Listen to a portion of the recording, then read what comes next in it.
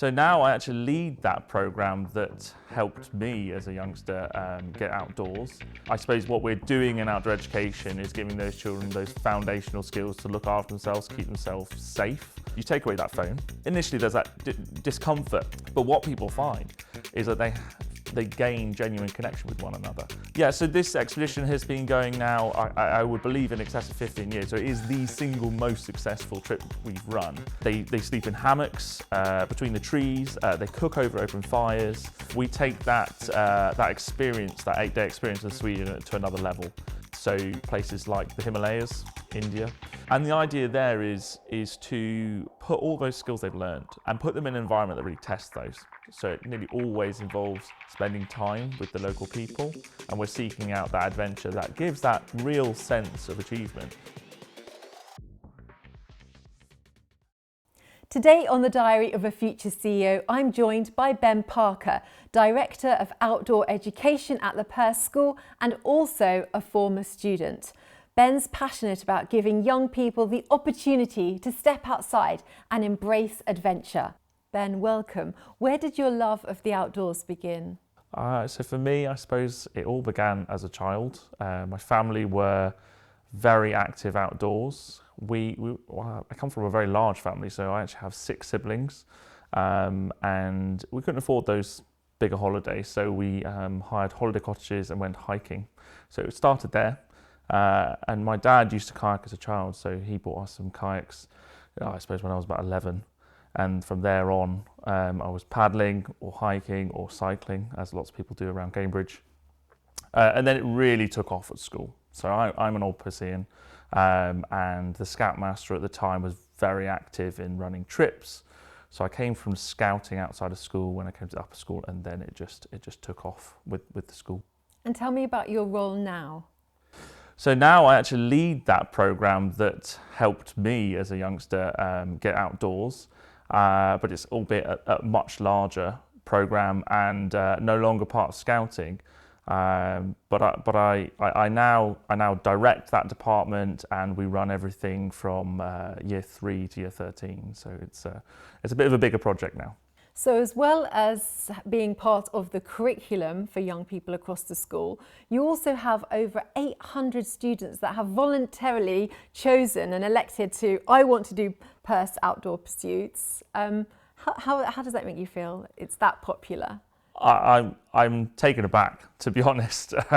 I knew the power of the outdoors as a young person, but I think it strikes a chord a lot more now with young people, and we're less likely as a nation to let our children run outside away from the house. So when children are given that opportunity and told, hey, you can go outdoors within safe bounds, they jump at it.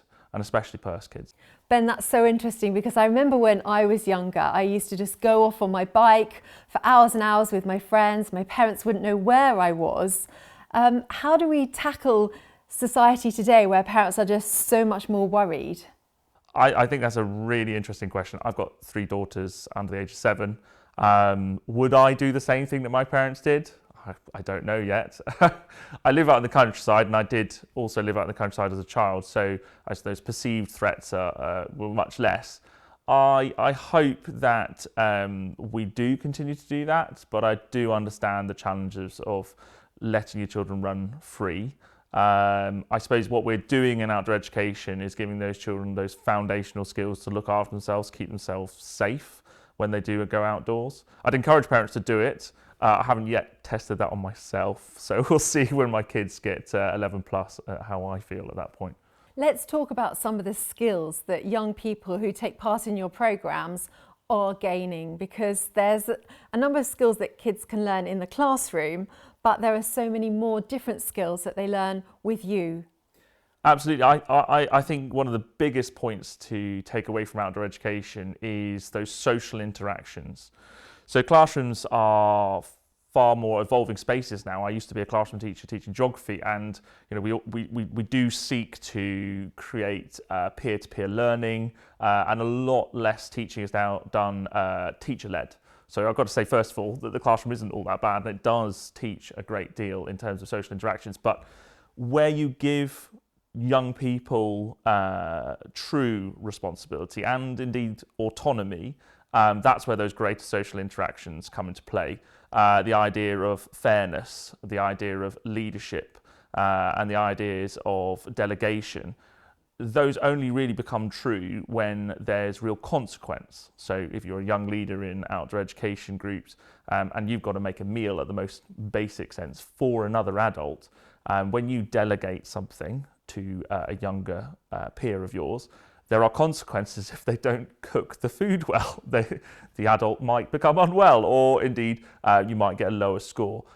So I think what we do add is consequence, but we also embrace failure. So I think that's sometimes a bit challenging in a classroom environment where results matter, exam results matter.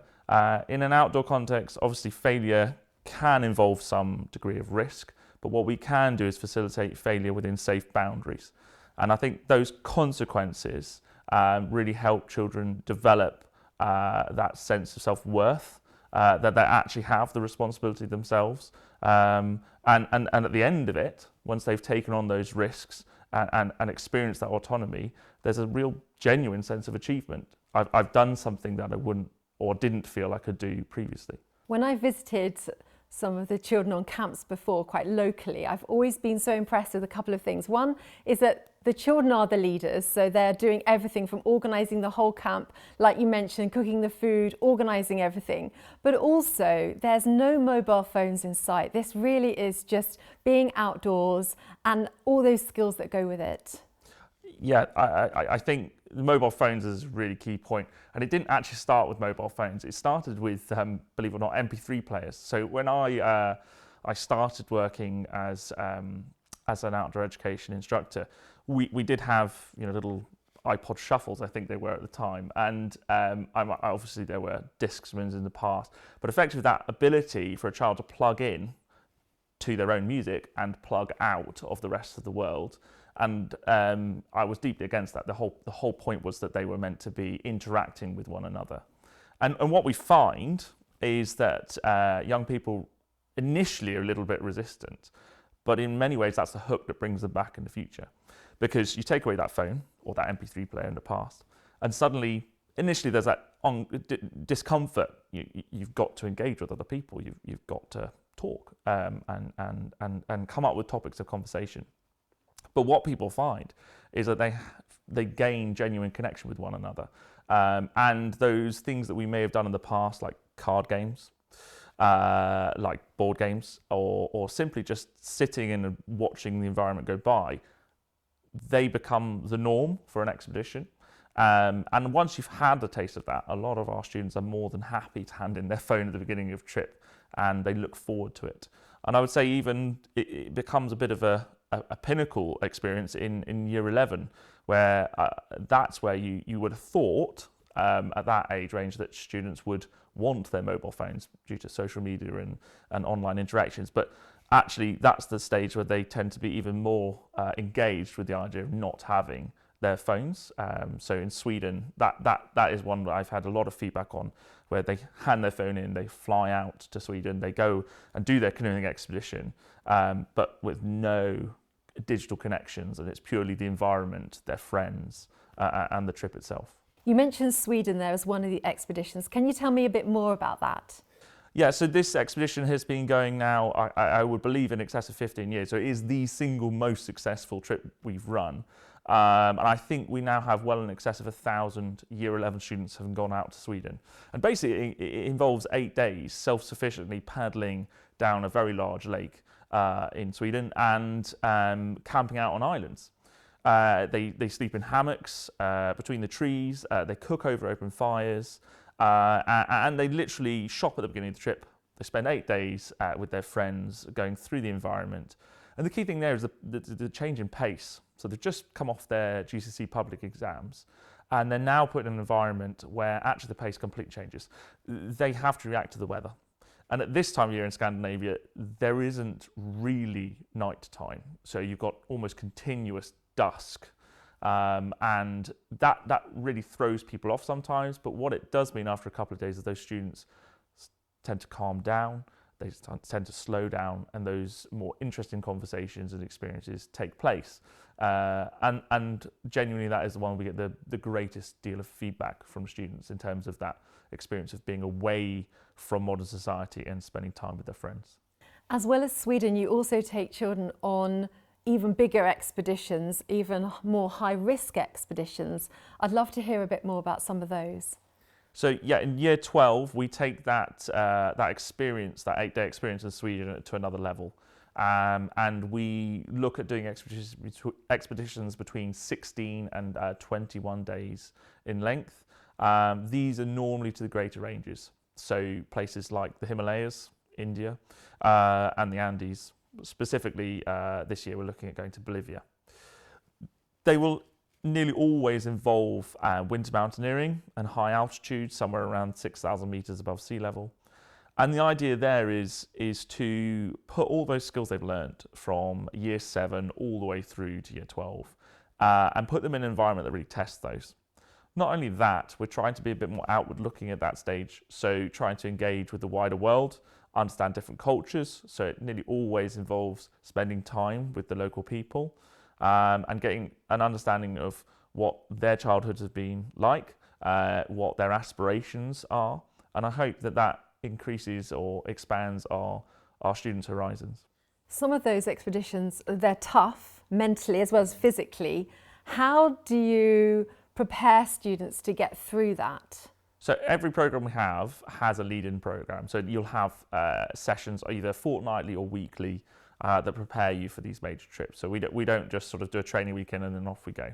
And they're built upon an incremental program starting in base camp in year 7, going through an ascent series program in year 8, year 9, year 10, and then into these summit and peak series. And you'll notice that sort of analogy of a mountain, base camp, ascent group, and then summit or peak. And we prepare those students through hard skills, but also soft skills. So things like team building, resilience, communication. These are all transferable skills. These are all things that we hope not only will help them for the expedition, but help them later in life. We always do for these major trips a training trip as well.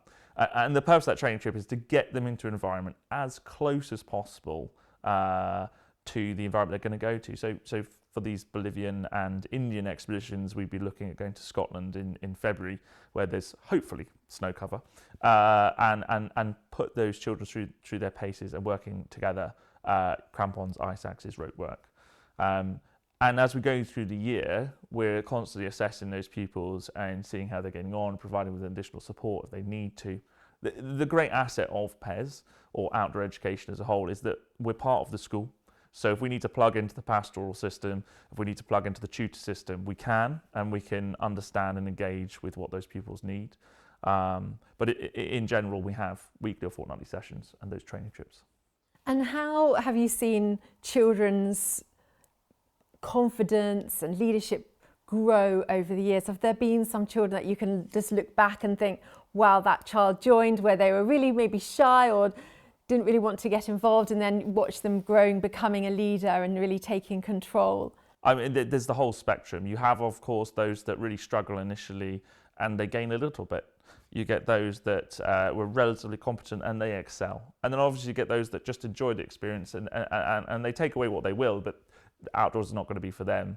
The best example of this, and brings a smile to my face, because as I was leaving for this conversation, there is a year 7 base camp session going on right now, which some 6th form students have voluntarily put themselves to lead. So they're actually working alongside the teachers, completely voluntary. It's not part of their DV program.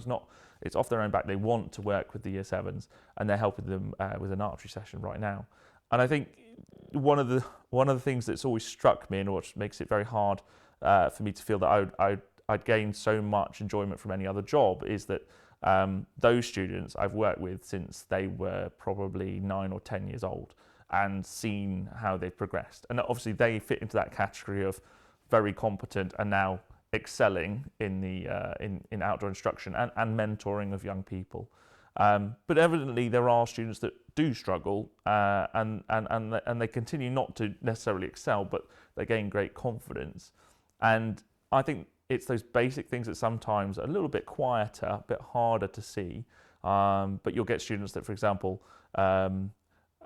they don't know how to look after themselves. They don't know how to sort out or pack a bag or purchase a meal. So you always see that as a progression element, that they're able to gain independence, autonomy and confidence.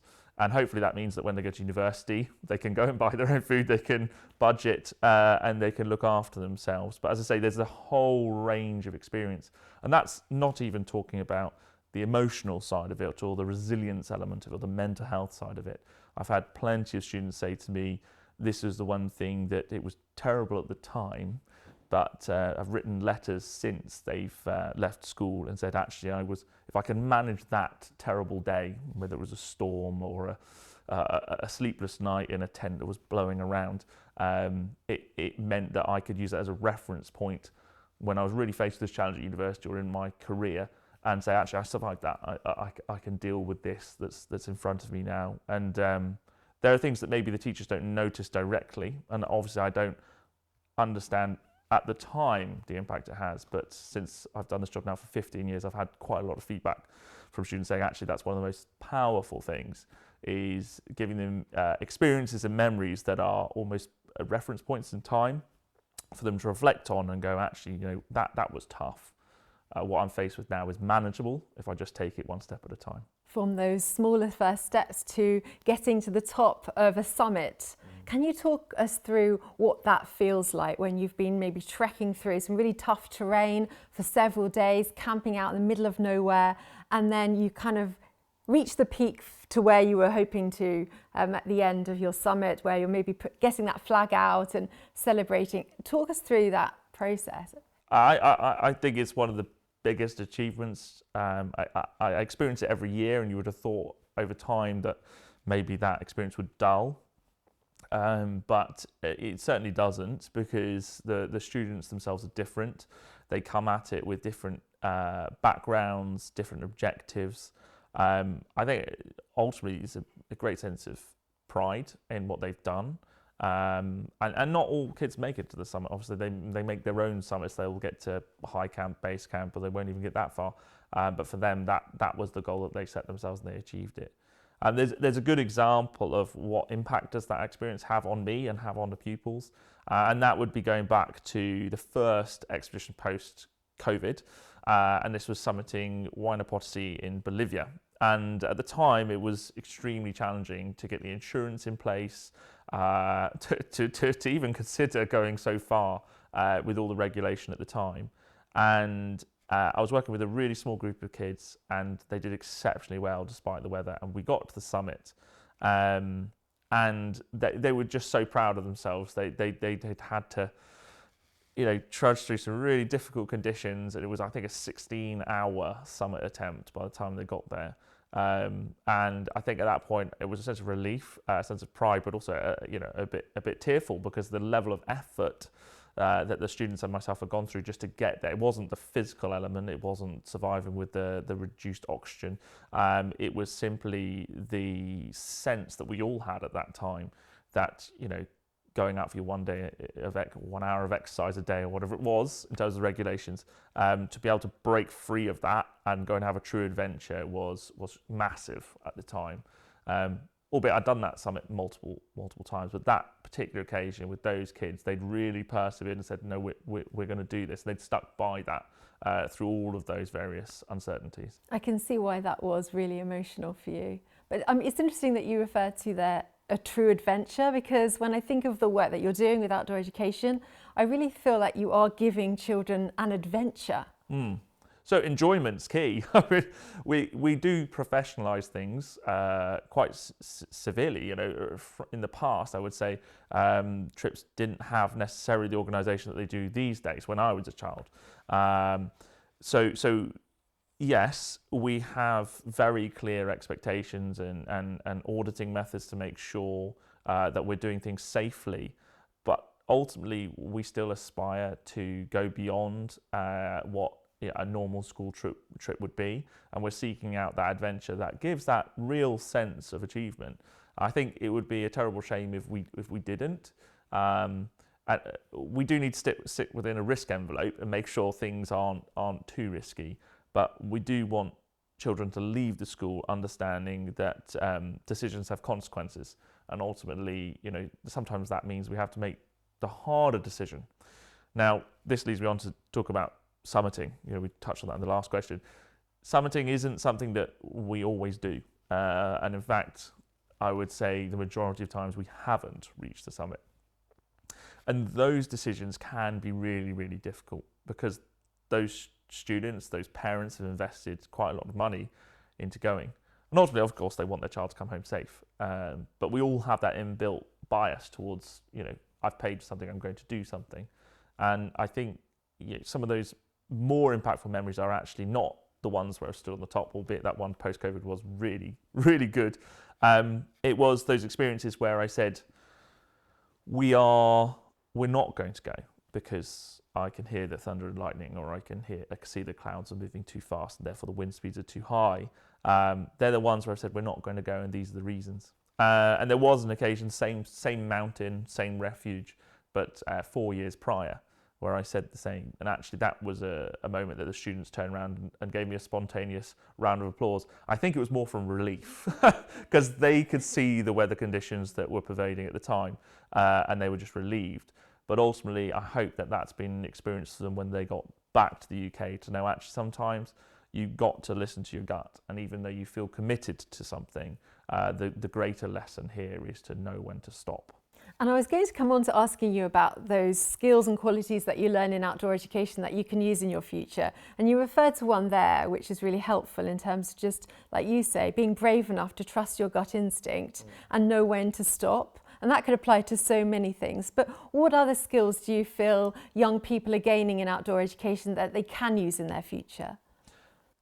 I think perseverance is one of those that is incredibly important. We spoke a moment ago about what does it feel like to go to someone, and I missed out on the point that actually what it feels like is 1 step, 2 step, 3 step. And often to children I say to them, when you're struggling with hypoxia, this ability to breathe, consider counting out 10 steps and then stop and breathe. And perseverance coupled with resilience means that that students should leave with really, really strong ability to manage challenge. And I think in a world where increasingly jobs that could be formulaic, could be taken by systems such as AI, we need to be creative in what we produce to make it different. And those things require you to take risk. Those industries that are creative, that lead us to our next innovation, they require risk-taking. They also require perseverance, and they really do require resilience, because a lot of what we do is put out in a public forum, like this interview, and there will be feedback that you don't enjoy. So those ideas and skills of perseverance and resilience are going to be key for the future workplace, and creativity and original thought also. It's interesting that you referenced AI there, because there's always talk of some people arguing that, oh, we won't need teachers one day because AI will replace teachers. But what you're saying is that human judgment is so important in terms of the work that you're doing, not only in the decisions you're making, but in the way that you're teaching young people to make decisions about their own lives and their own safety.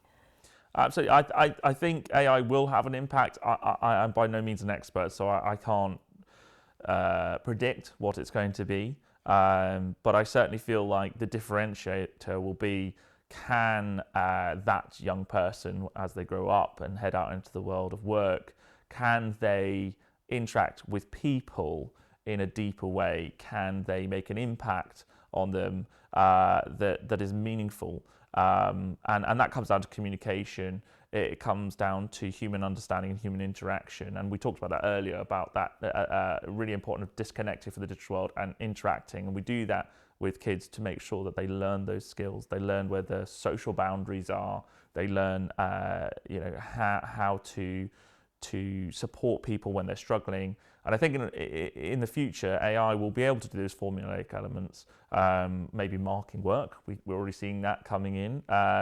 But certainly I think it would struggle to support someone who's having mental health struggles, or indeed it would struggle with the creative side of things, and respond quickly and dynamically to what humans need. Ben, I'd like to come to talk about your leadership style. I wondered how your own personal leadership approach influences the leadership skills of the young people you're working with. So I think increasingly leadership is moving away from didactic leadership or top-down leadership. So I hope that I lead in a mentoring manner or a delegative manner. Within my team, I focus on technical skill development with the group. So I will soon have 12 staff in my team, and we'll have a team meeting that focuses on skills. And it's very much the same structure we use with the kids. So the sessions are focused on skills. But then we have this thing called a one-to-one, which is where I see them for an hour every fortnight, and that talks about the person. And I try to manage my staff in this way. So the technical aspect is delivered as a group, something formulaic. Maybe AI could do that in the future. But what I think would struggle is that personal interaction. And in that one-to-one, I'm focusing on that person and saying, what are your aspirations? What do you want to focus on? Or what qualification are you working towards? How can I support you with time and financial support to get there? And the same can be said of the pupils. So we have those sessions which deal with the technical aspects, but we also have leadership meetings, so fire leaders meetings or patrol leaders meetings, and that focuses on the leaders themselves. And it's not necessarily saying, this is how you should lead. It's saying, how are you finding leading? Are you struggling? And what is that struggle? And how can I provide you with a bit of advice that might help you with that struggle? And I think that's critical, that idea of dedicative and mentor leadership, because increasingly those human interactions are going to be very, very important. And if you can make those connections, you'll be able to carve your way through the world of work. So I hope I emulate that as a leader, as well as with young people. You cannot get away from command style leadership. Ultimately, when risks are around you, there are moments where you have to step in and say, no, this is happening, or do this. But I do encourage children to think about delegation and mentoring. We encapsulate that with one phrase, and it's mission leadership. The concept that you give them an objective, you give them the skills, like a toolbox of skills to achieve an objective, but how they use that toolbox, down to them. Now, Ben, your role has evolved quite a lot over the last year with the opening of the new Perse Sports Centre and the climbing wall, which you're leading on. Tell us a bit more about how that's going. Wow, it's busy. That's how it's going. The climbing wall is an amazing facility. So we are blessed to have the largest climbing wall for 50 miles, and I'm really proud to bring rope climbing to Cambridge. Having been a climber, having lived here all my life, to have a rope climbing wall open to the public is a big thing. Primarily this came out of the school's need. The outdoor education has grown so much that we wanted to make sure we had an excellent facility for the kids.